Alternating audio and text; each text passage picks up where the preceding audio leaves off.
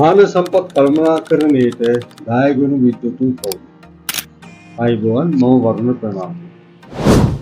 අපි බැලුවා මානව සම්පත් කළමනාකරණය කියන විෂයපතේ මානව සම්පත කියන්නේ මොකක්ද? මේ මානව සම්පත් කළමනාකරණය කියන්නේ මොකක්ද? කළමනාකරණය කියන විෂයපතේ මොකක්ද? දැන් අද අපි බලමු මේ මානව සම්පත් කළමනාකරණය කියන විෂයපතේට දායක වුණු විද්වතුන් කවුද? මේ ඉතින් මොකද මේ පොත්පත් දැනගෙන තියාගන්න එක, මේ කට්ටියගේ නම් දැනගෙන තියාගන්න එක අපිට උගක් වටිනවා. අපි මේකේ මේ විෂයපතේ ඉගෙන ගන්නට සහ ඒ නියැලෙන්න බලාපොරොත්තු වෙන කට්ටිය. අපි ගත්තොත් අපි මුලින්ම බලමු මැනේජ්මන්ට් ප්‍රින්සිපල්ස් කියන්නේ.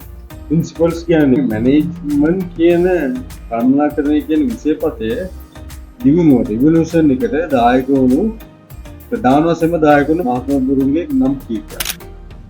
මේ ටික දැනගත්තම ඔයාලට පොඩි උදව්වක් වෙයි. මැනේජ්මන්ට් ගුරු විදියට හඳුන්වන්නේ කවුද? Peter tracker.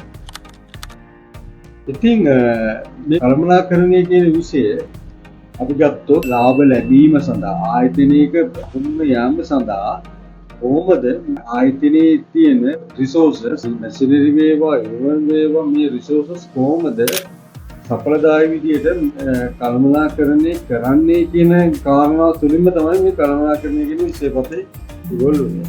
අපි ගත්තොත් ෆෙඩරික් ටේලර් සයන්ටිෆික් මැනේජ්මන්ට් කියන ප්‍රින්සිපල්ස් එක. ඉස්සර මොකක් හරි එකක් නිෂ්පාදනය කළේ ඔක්කොම කට්ටිය එකට එක්කව වෙලා. දැන් බත් පැකට් එකක් කොතනවා නම් ඔක්කොම කට්ටිය එක්කව වෙලා බත් පැකට් එක කොතන්නේ එතන ඔක්කොම කට්ටිය එක්කෙනෙක් වෙනකන් අනිත් එක්කෙනා බලන් ඉන්නවා. ඒ ෆෙඩරික් ටේලර් ඇවිල්ලා තමයි කිව්වේ නෑ එහෙම නෙමෙයි අපි මේක ලයින් සිස්ටම් එකක් කරා. ඒක ගැන අපි වක් ඉස්සරහට තව කතා කරමු. සයන්ටිෆික් මැනේජ්මන්ට් සිස්ටම්ස් කියලා තියෙනවා, බියුරොක්‍රටික් ක්ලාසිකල් මැනේජ්මන්ට් සිස්ටම්ස් කියලා තියෙනවා. ඉතින් උගක් ඩීටේල්ස් යන අවශ්‍ය නැහැ. අපි ඉස්සරහට තව විස්තර කතා කරමු. ඒකම එල්ටන් මායෝ පොතොරොන් ඉෆෙක්ට් ස්ටඩිස්.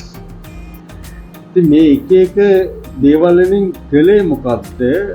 ආයතනයේ තියෙන අරමුණට ඉක්මනටම සඵලදායී විදිහට යන්නේ කොහොමද? efficient and effective way.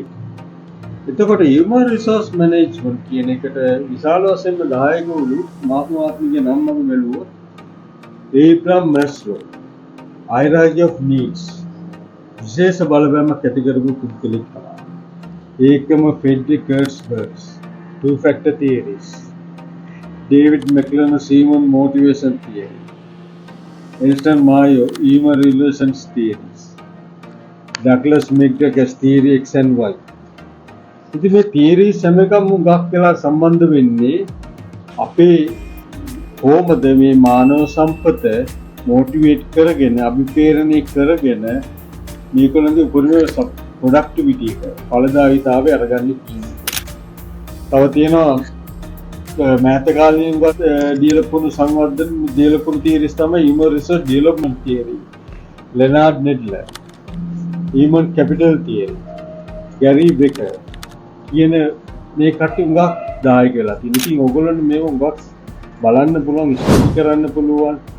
තව කෙනෙක් තව නම් කීපයක් තියෙනවා. ඩේවිඩ් ටර්රිච් එහෙම උගක් පොත් ලියලා තියෙනවා human resource management වලට. තව මික් මාකින්ටන් උගක් පොත් ලියලා තියෙනවා. ඉතින් මේගොල්ලන්ගේ මේ පොත්පත් එහෙම අපිට ස්ටඩි කරන්න අවශ්‍යමයි. මේ විෂයපතේ ගමනක් යන්න සහභාගී වෙන ඕගොල්ලෝ.